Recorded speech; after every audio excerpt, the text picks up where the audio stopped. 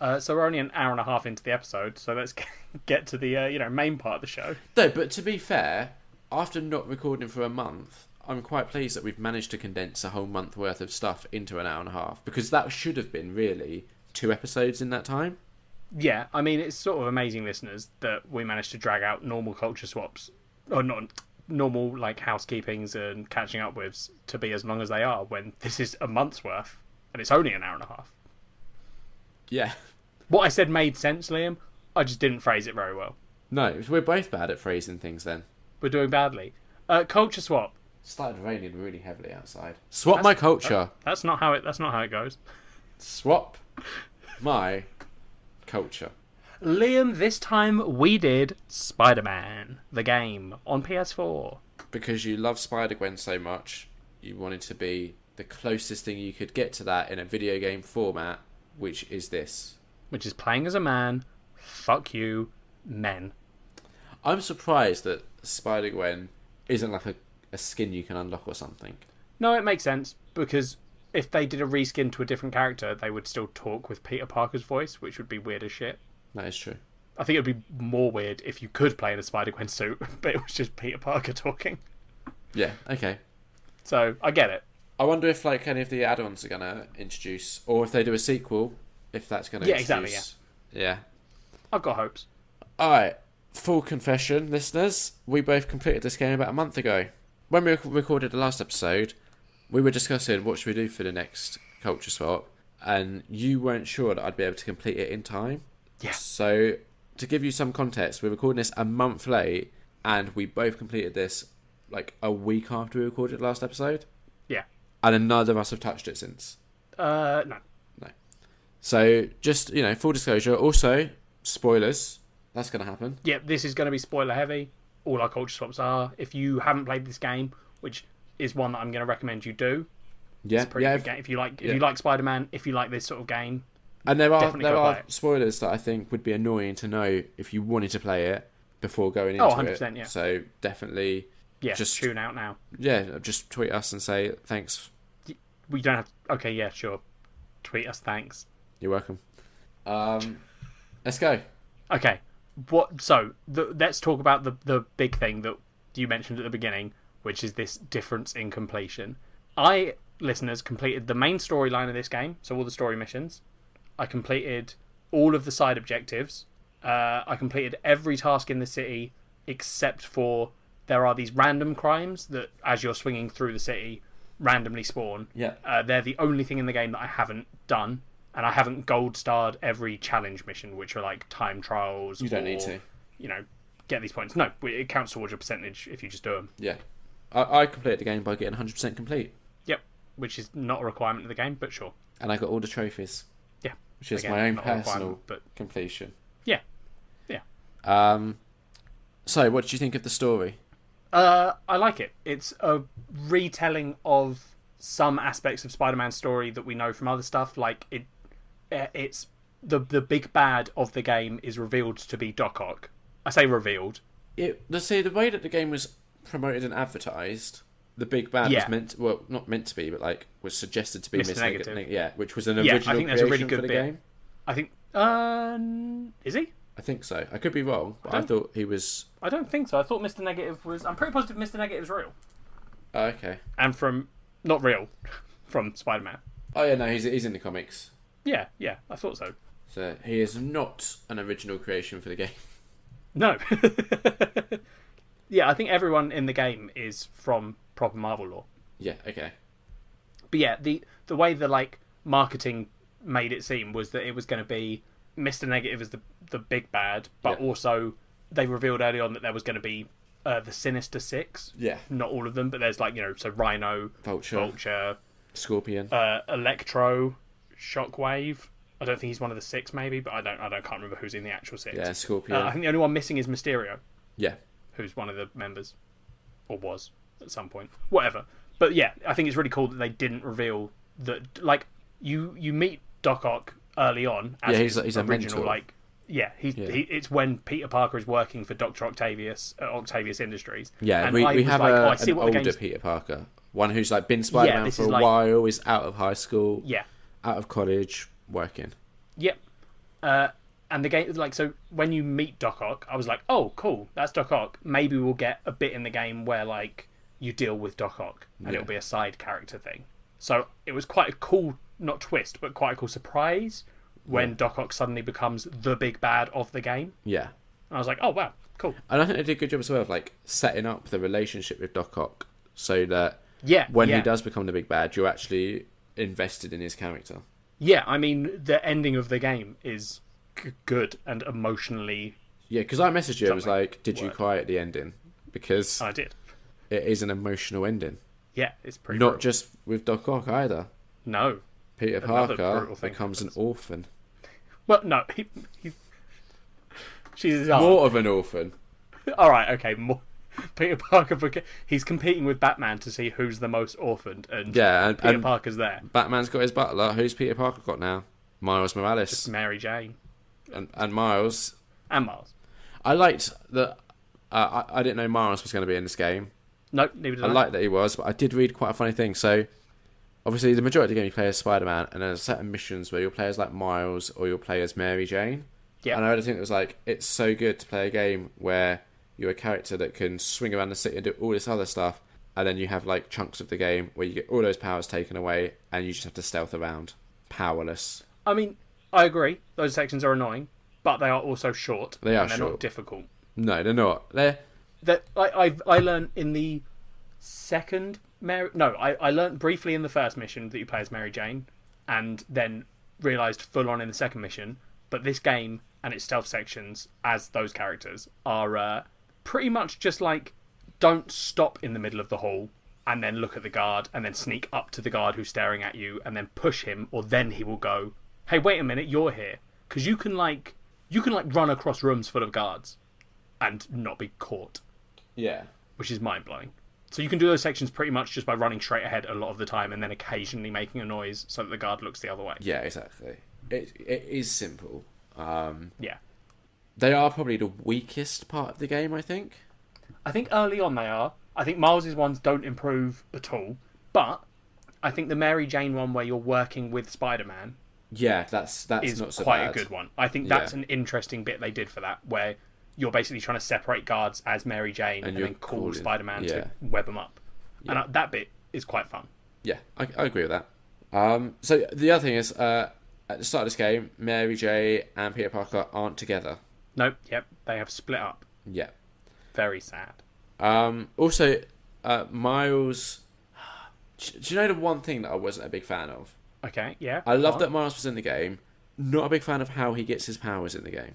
I don't know what the actual Miles story is, so I don't know if it's true to the comic books or not. But I didn't in the mind actual Miles story, if I remember rightly, like, Spider-Man's not in it, is he? Like, Miles is essentially... So isn't it essentially the same origins? What do you mean?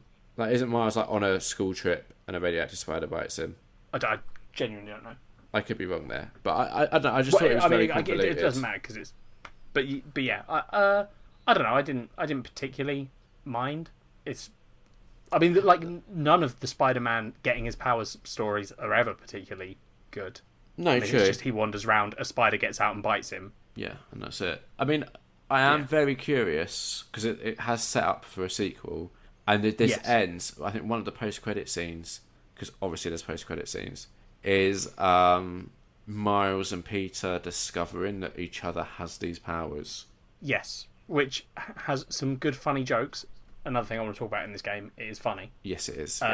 But where Miles says, like, oh, Peter, I need to talk to you about something. Something's going on. And Peter's I'm experiencing some changes. Shit, it's the talk. Yeah. And then Miles is like, no, what? No, I know about all that. And then just jumps onto the ceiling. And then Peter's like, oh, okay. Jumps onto the ceiling too. Which is a weird way to be like, oh, well, I'm Spider-Man. Yeah, it is. Like, if a kid's like, I've got spider powers, surely you just go, oh, shit, Mark. Like, he doesn't seem surprised. He's just like, haha, jump onto the ceiling. I wonder if he, like, suspected. Maybe. I don't know. It was good. It's still good. It's fine. I mean, if they do a sequel, I can imagine there'll be both Spider-Men in it. And if they do it well, it could be interesting, like a potential to open up a co-op element to the game. I thought when you said open up a co-op, I thought you meant like the co-op stores, and I was like, I don't understand why they don't open a co-op together.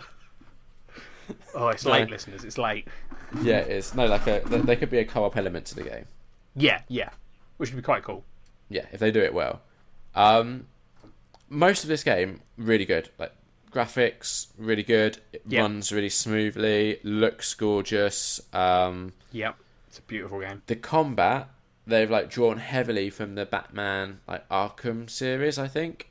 Yeah, yeah. Which is fun. Which is I fine. think yeah, it's fine. I think the Batman one still does it more successfully. Like we've discussed, there were a couple of niggles I had with it where like if you're trying to target a specific character to do like a special move on or take him down, it doesn't always work smoothly. No, the targeting specific enemies is tricky, especially like for that doing your special finisher or I found like if an enemy was in the distance shooting rockets and I was trying to web him up to freeze him, Spider-Man would lock on to like different enemies around me and I'd be like, no, I want to hit the guy that's shooting rockets at me.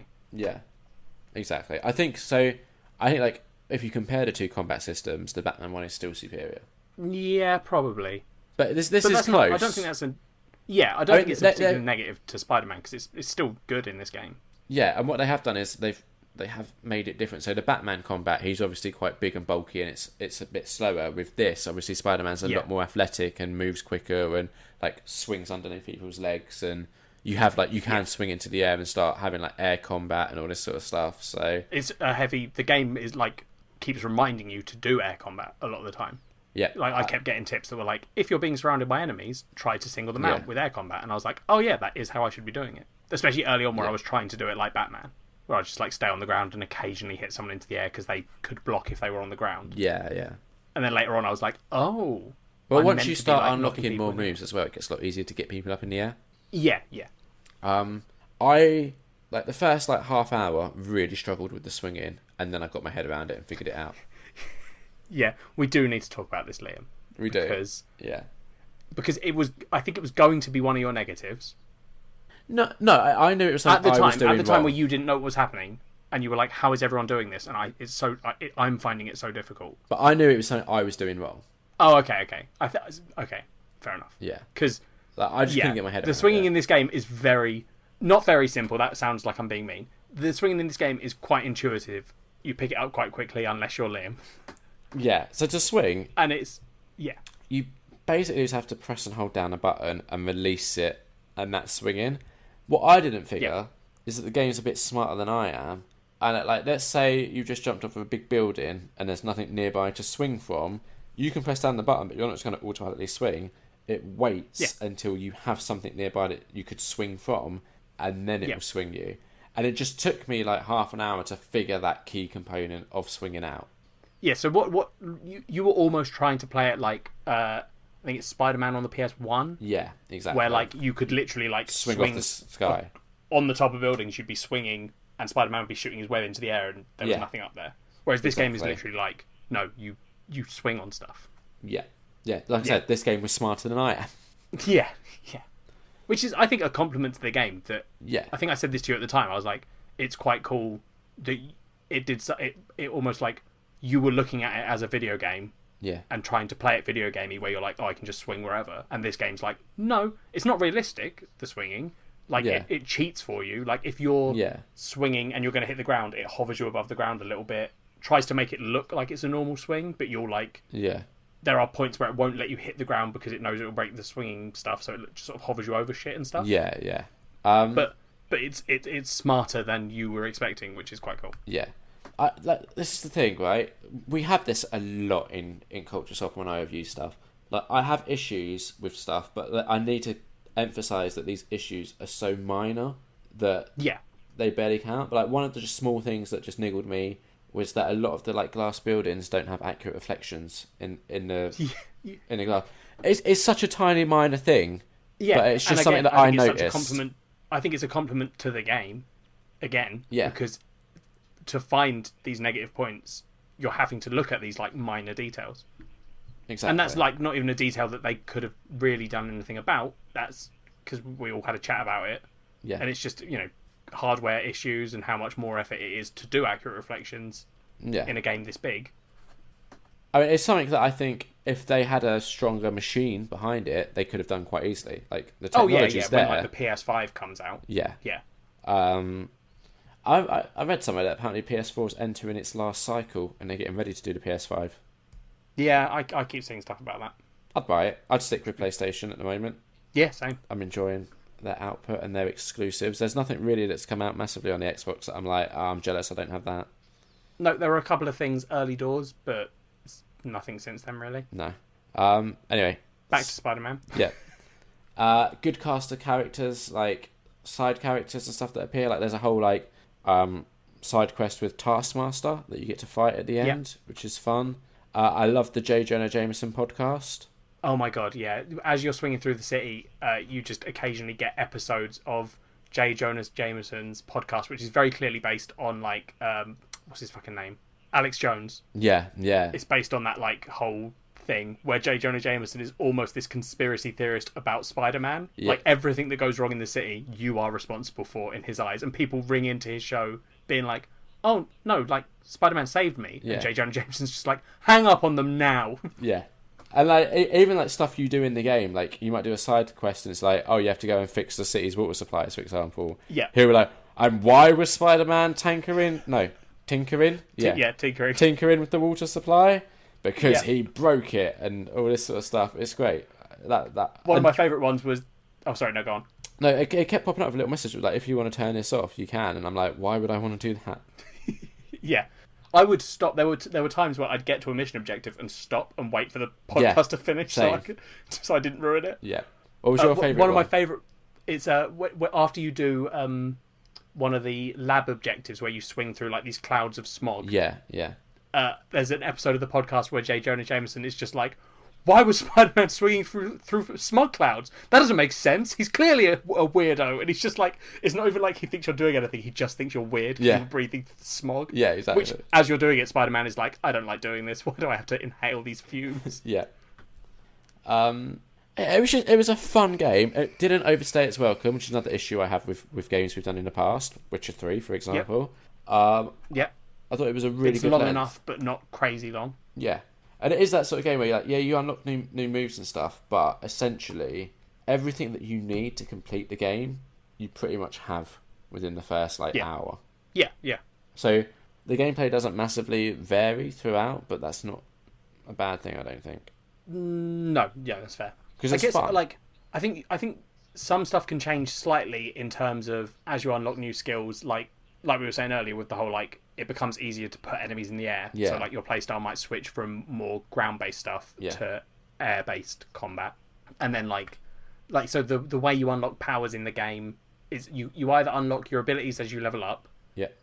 Or you can unlock gadgets by doing side missions, which you can then upgrade your gadgets to make them better. So then you might do more gadget stuff. Or you unlock suits, which give you a suit power. Yeah. Which one of the cool things this game does is you unlock a suit which gives you the design of the suit and then the suit power, and you can mix and match those. So if you have a suit that you really like the look of, but you prefer a different power, the ability to generate Doc Ock tentacles out of your back, it lets you put that with whatever suit you want. Some of the abilities are shit. There's one that is you can insult. It doesn't insult. Yeah, but that's deliberate because that's the comic book suit. Which is you literally become a cell-shaded character. It's the best suit. And you just... Honestly, I disagree, but... No, I loved it. As soon as I unlocked it, I was like, this is the new suit. And the thing is, before it just doesn't fit in with the rest of the game. That's what I love about it. That's what I love about it, though. It's so good. That's how you are in the real world. You don't fit in. Well, the suit I was having before, you can unlock this suit where it's a white suit, and it has a skull that flames as a head. Yes, yeah. And I unlocked that. The Ghost Rider suit. Yeah, I thought it was awesome until there was a cutscene that was supposed to be quite emotional that I couldn't take seriously with a flaming skull Spider-Man, where him and MJ are having a huge argument and stuff. And I was just nah, I need to go back to a more traditional suit because it's ruining the cutscenes having this flaming skull. Yeah. But having the cel-shaded one cool. was awesome. Yeah, that's fair, I guess. I do like that in the cutscenes you wear whatever suit you're currently wearing. The only time that doesn't happen is right at the end, before the final fight. You get put back into the damaged suit, I think. Or, no, you get put into the White Spider, which is the Doc Ock, the suit that he built for you. Yeah, that's right. What was your favourite suit? I spent after I unlocked Armoured Suit Mark III, which is this red helmet, sort of almost like medieval armour looking, but looks light. I wore that for the entire game, and that didn't have many points where it sort of broke the flow of the cutscenes, except one where you're teaching Miles how to punch, and he accidentally punches you in the face, and that suit has a fully armoured faceplate. So Miles Morales punches Spider-Man in the face, who then goes, ow. And I was like, no, you're wearing a face made of metal. Yeah. Miles will be hurt. That makes sense. Once you unlock the final suit, like the story suit, the Doc Ock suit, the black one with yellow, I've been wearing that because that one's quite cool. I wore it for a bit, but then I went back to the cell shaded ones. I love it so much. Probably my favourite thing about the game, in all honesty. That doesn't surprise me. Yeah, it's I like. You're a weirdo.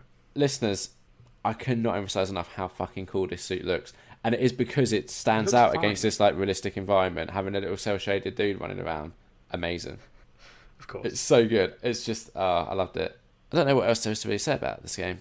I'm trying to think if there's any like major. Yeah, I mean we have got to cast our minds back like 3-4 weeks to when we played it last. I guess there's cool stuff like you were saying how they're setting up sequels and stuff. They're setting up cool. Miles stuff, obviously becoming a new Spider-Man. Then you've got the Harry Osborn Green Goblin or Hobgoblin, depending on which one he is. Yeah, which was quite a cool. Like obviously something was happening because they have this whole storyline where no one's seen Harry. He's for gone off 3 to years. Europe. He's touring Europe. Yeah, but then you slowly discover that he isn't.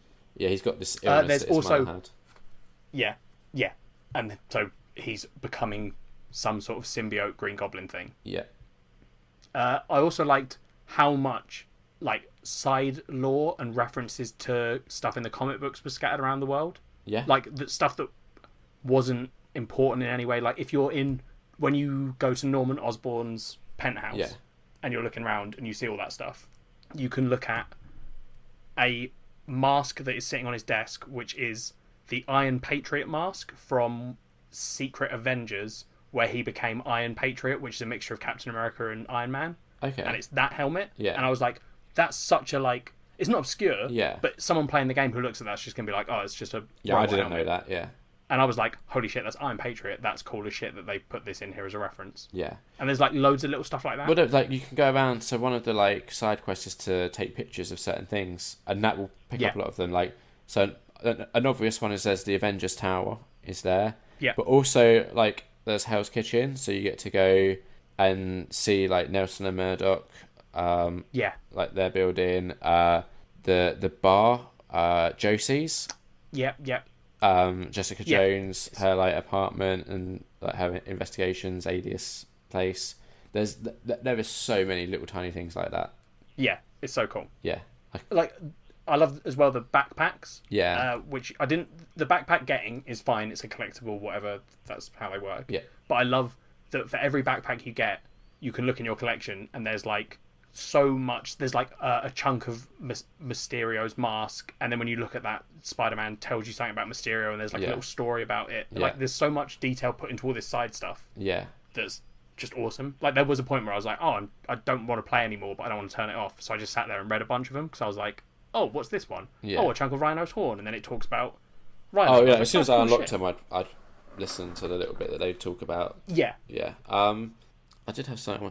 One thing that I did find, again, minor, but there was a couple of audio bits where if you do a certain thing, it'll play an audio, and they weren't very varied. They'd be like 2 or 3, but you would be doing something consistently, like a lot. So you'd hear the same 2 or 3 little audio clips a lot in the game. Yeah. But again, it's a minor thing. What sort of stuff was that for? I'm trying to think. Like when you complete like a side quest or something. Oh, okay. Or like one of the random crimes, he'd be like, "Oh well, I'm cleaning up New York," and there would literally be like maybe 3 of those, so you'd hear like a variation of that so much. Yeah. But again, it's a minor thing because it's such a good game. Yeah. Another thing that's good is you can high five passerbys, which is fun. Yeah. You can also. When you're walking around on the street at different points in the game, like towards the end of the game, enemies start to spawn on buildings and stuff and fight you randomly, which is cool because it gives you an extra thing. But also, like, things will happen on the street that aren't random crimes that are because of the story. Like, there's a point where Mr. Negative has started converting random people into negatives, and if you're walking around on the street during that part of the story, random people can turn into negative versions and attack you. And I was like, Yeah. because I've been swinging around the whole game, I just happened to be walking around at one point and was like, oh wow, I wish I'd been doing this the entire game just to see what else can randomly happen. Yeah. There was something else I was going to talk about that I've now forgotten. No Venom? It would be cool if they brought Venom into the sequel. Yeah, well, I think if they were to do a sequel, it would be, you've got Venom, Mysterio, Yeah. Green Goblin stuff. Yeah. There's tons of Spider-Man villains that they can use. So hopefully we'll get a sequel. I think this game sold so well that we've kind of got to get a sequel almost. Yeah, I would be surprised if we didn't. Yeah. Because not only did it sell well, it got real positive reception as well. Yeah. So, yeah. It's definitely the best Spider-Man game that's ever been released. Yeah. I'm not surprised by that. Consoles are at a point now where they can give you like the hardware to make a game feel like you're Spider-Man, if that makes sense. Yeah, no, like 100%. It is the full New York City without loading screens in between different areas of the city. Yeah. Oh, the other thing that I quite liked is so one of the like side quests is to go around and take photos of like important landmarks and stuff. But then you can also, there's secret photos that you can unlock, and that was quite fun because again you'll get a little line for some of them, I think. Actually, I don't know if you do for the secret ones. It might just be the main ones. But it's I've done a couple of the secret ones. Yeah, it's like additional content essentially. Again, you don't need 100%, but if you were like, I love this game. I only started doing them because one of the perks you can unlock is it reveals secret locations when you're near them, and I was like, oh, okay, well I'll do that just to see what they are. And I was like, oh, they're like cool references and stuff. Or they'll be like some cool graffiti or something. Yeah. But yeah, it was just super fun. It's a really good game. It is. It's really fun, really enjoyable. The fact that we haven't gone back and touched it, I guess, is maybe... Yeah, but it is that sort of game, I think, where... Once you're done, you're done. Yeah. Until they bring out the... DLC. Which is... We've got 3 coming out, I think, and the first one's meant to be this month? I think so. Month? I think it's this month, I think. I'm interested to see what they add. Yeah. I'll be keeping an eye out for them. I don't know how much they'd have to add for me to be like, this is a good DLC. Yeah. I don't really do a lot of DLC stuff. No, DLC is hit and miss with me. There's some that, like, there is DLC that is almost as good as the base game. Like, stuff for Bioshock, when they did their DLCs, was always good. Fallout 4 and, like, all the Fallout series, when they get DLC. Same with Elder Scrolls. Yeah. Then there's... I just thought of one that was like... Red Dead Redemption has Undead Nightmare, which is one of the best DLCs I've ever played. Yeah. Like, just totally converts the game into an undead horror story. Yeah. Which is amazing. So, like, I'm hoping for something. Obviously, it won't be as big as that, but I want something that's like a cool story and not just throwaway trash. I need you to just do what you did with American Psycho and just sit down and finish The Last of Us, because I want you to play the DLC for The Last of Us, because I think it might compete with your favourite one. Okay. It's so good. But you need to just just do an American Psycho where you're like, right, I'm just going to dedicate some time to just getting this done. Yeah, fine. At some point. I will. What would you give Spider-Man out of 5? I think it's probably a 4.5. Okay. Like, it's not perfect. Argue.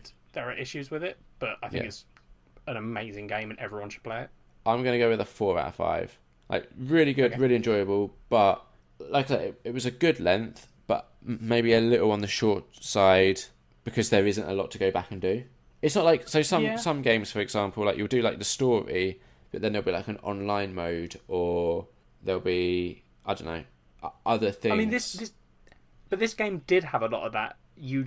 It just doesn't limit you to doing it at the end. It's like you can do this whenever, and you did it all at the beginning. Yeah, true. So I don't know if that's... But like even doing all that is what I'm saying. It still doesn't add a lot of time. Like so, I've done all those like random crimes and all that sort of stuff. Like every single area I've got 100% in. It didn't add a lot of time to my like maybe 5 hours total to the playtime. I don't know what my playtime is.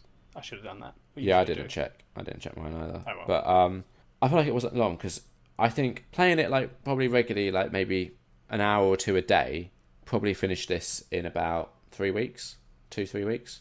I think I did it in 2 weeks, but that was all weekend time, or primarily weekend time, where I'd spend a Saturday just playing it. Yeah. So that's what I mean. It's if you were just dedicated to I just want to complete this story, probably get it done in like 10 to 20 hours. Yeah, that's fair, because the story did feel quite short towards the end when I was like, I need to power through the story for the podcast. Yeah. But yeah, still enjoyable. It's probably Yeah. One of the better games I've played that was released this year, but I don't think I've played a whole lot of games that were released this year. Well, we've got Red Dead 2 coming out. Yeah, but I've not played the first one. You're an idiot, because it's maybe going to be one of the best games of the year. I just really want them to remaster the first one and release that for me to catch up with. Well, they're in the middle of releasing the second one, so they're not going to. Yeah, it's annoying. Liam. Yeah. You know what time of year it is, right? Yeah. It's your favourite time of year. It's the time where I tell you how I'm doing with my DVDs. No, I was going to say it's Halloween and what we're going to do next time. But sure, we can do the DVDs now. It's only because I've done well with them lately. Liam, last time I left you, you were on 1,083 DVDs. 7 below your goal. Actually, 8 below your goal. So you're like on track. Everything's going beautifully. Liam. Yes. How many DVDs do you have in your pile? 1,061. Holy shit, Liam. I think, well, admittedly, it's been a month, so, let's not toot your own horn too much. But that is a change of 22 DVDs, buddy. I've made a mistake. Incredible. What was the mistake, Liam? I've made a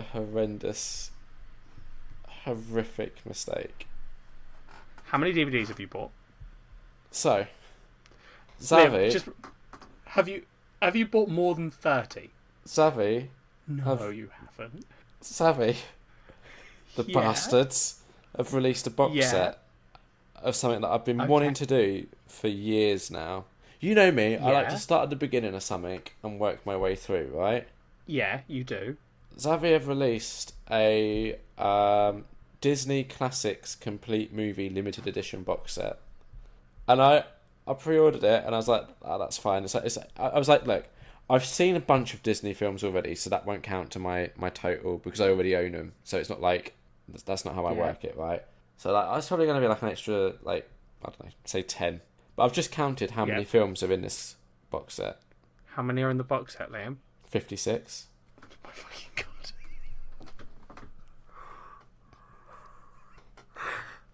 How have you... Liam. I was so close. You were doing so close. Well. How have you done this? I didn't think. Oh, I've literally just going counted to arrive now. before New Year? It's meant to come out on the 3rd of December. So you've got to hope that it gets delayed for a month. Yes. So you don't fail the task. Yes. Jesus. Because I was actually, right, before I ordered this, at one point I was like, shit, I might actually get to below 1,000 by the end of this year. Yeah. Because I've got like 61 left. You think I could probably knock out roughly a film a day, and that would get me below the threshold. Yeah. But instead you bought a box set of 56 DVDs. There's a mistake that I'm seeing now. Yeah. Because like it's got things like Moana in it, which I've already seen. I own. That wouldn't count as to me that doesn't count as an unwatched film. No. Yep, that's fair. There's a few like that, but I reckon, if we're being brutally honest, I'm probably going to be adding about 40 to my total when this arrives.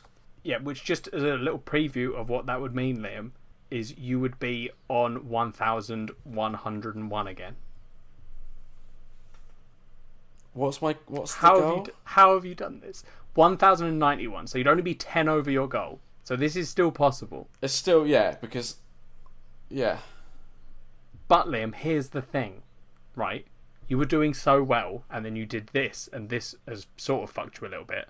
But you've still got, 3 months, 2 months, 2.5 months. Yeah. You could easily do this again.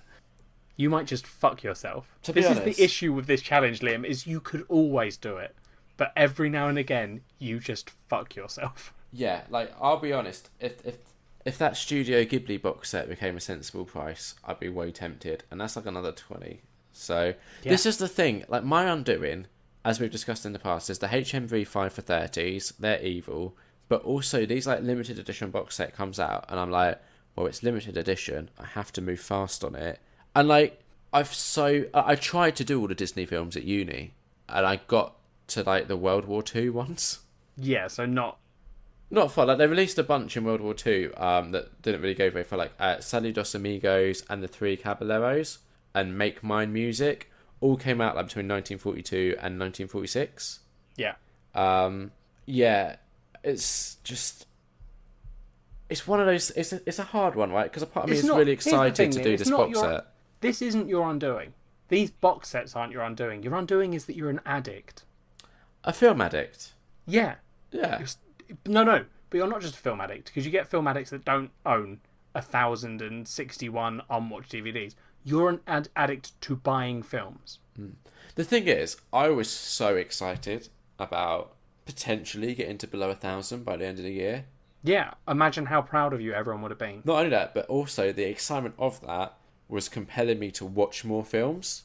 Yeah. And now I'm just like, well, fuck it. You could still do it. Even if you added 40 films to your DVD tally, you would only be 10 away from doing it. Yeah, that's just doing the achievement, which wasn't getting under 1,000. That was just getting below what I started, right? Yeah. Which is just... It's a nightmare. I honestly, insane. I wish... You have a problem. I wish they'd either not brought this box set out or brought it out in January. But you know, the moment you'd have told me about it, I'd have just restarted the challenge again. Yeah. You buying this box set would have been a negative no matter what. But I will get to watch all the Disney films, which I am excited to do. Yeah? I mean, Disney's important, isn't it? Yeah. And you know me, I'm a bit of a their completionist. discography, but... Well, it doesn't include all the sequels, so you don't get like Return of Jafar or like the 3 like Lion King sequels that there are. And yeah. So it's not as complete as it could be, and I think we should be thankful for that. I mean, I don't care. This doesn't matter to me. What are we doing like next I said time? At the beginning, Liam, whatever happens, I get a good outcome. Either I get to be proud of my mate and I get to be like, hey, by doing this challenge, I've helped you reach a goal. Or I get to be like, you failed completely. Look at you, you idiot. I don't remember what the outcomes of the challenge were. Like, there was a thing... I'm going to look it up, aren't I? That was the deal. I'd go back and look and figure it out. What? I think if I win, I get to pick the next thing you watch out of your pile. Oh, I think it was like the next 5 things or something. Oh, yeah, because it was more than that. Yeah. I think it was 5. Yeah. And then if you win... I can't remember. Wasn't it something like you get to pick a mumblecore that we watch or something, or some bullshit? Or like maybe you had to buy me a film, because I remember there was a bit where we were like, possibly, if I win, it doesn't really help because you're just feeding the problem. Yeah. What we should have done, if we ever do this challenge again, it should be if you win, you get to pick as many films as it would take me to actually achieve the goal that I set. That would have been good. Yeah. That could have really fucked me badly, because you could be like, here's your next 40 films. Now, Disney box set that you really wanted to watch? Fuck that. What would have been really good is if we'd said that when we got to the end, I got to sell as many of your DVDs to get down to the target number. You get to keep the money, I just get to sell out of that on-watch pile, and you don't get to see what I sell. I just get to sell them and then give you the money. That would be horrendous. I would hate that so much. I mean, it would have been interesting, because it would have been interesting to see how long it took you to see which film had been sold. Yeah. It could have been like years later, you'd be like, oh, on my list I've got that I own this film, and I don't. I'd have probably just been like, oh, I must have lost it in a move or something. It would have been nice. Anyway, what are we doing next time? It's Halloween, Liam. Spooky scary. We're doing a film called Braindead. Which is a horror comedy. Which Liam has chosen. We've both chosen it, but Liam sort of recommended it. I've seen it before. Yeah. It's a Peter Jackson film, which is why I think it'd be fun for us to watch. Yeah, that'll hopefully be good. Yeah, we'll see. Again, this is another one of those ones where young Liam liked this, so it could be another feast. There's a high chance it could be shit. Oh, God. But it was highly rated on Letterboxd, so maybe... Yeah, true. Not everything that young Liam liked has turned out to be shit. No, just a lot. Yeah, just some things. So join us next time for a spooky, spectacular episode. Yep. Until then, any final thoughts, Eddie? How do they get in contact with us, Liam? That's my final thought. Just, I want to know how people get in contact with us. They can tweet us at Nerd on Nerd or Facebook us at facebook.com/nerdonnerdpod. They can email us nerdonnerd@gmail.com. nerdonnerdpod@gmail.com. Yeah, that's right. YouTube us, just search Nerd on Nerd, or one word, we should pop up. Leave us a review on iTunes and a rating, preferably 5 stars. Why not? It doesn't hurt you, helps us apparently. That's it. Bye. Bye.